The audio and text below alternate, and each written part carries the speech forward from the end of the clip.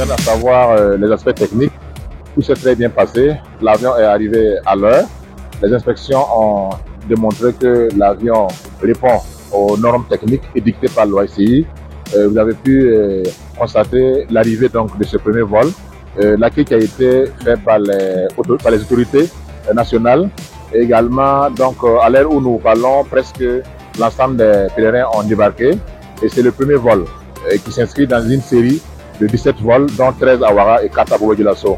Il faut donc dire que cette année, le Hajj s'est très bien passé en ce qui me concerne le volet technique, car le comité de Hajj va certainement se prononcer sur les autres aspects organisationnels.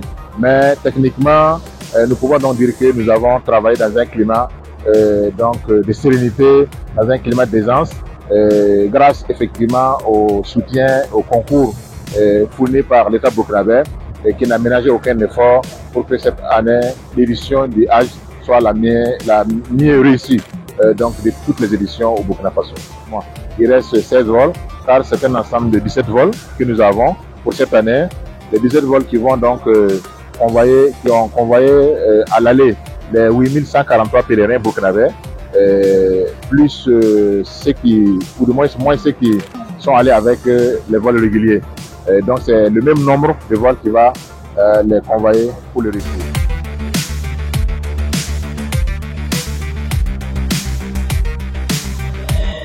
On ne peut pas dire que les gars viennent d'arriver ce soir, mais les autorités ont pris les dispositions. Vous avez vu qu'il y a un comité Covid qui est sur place, c'est pour effectivement anticiper.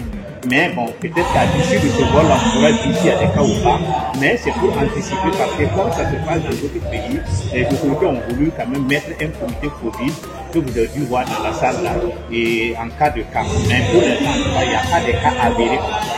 Et ils nous ont été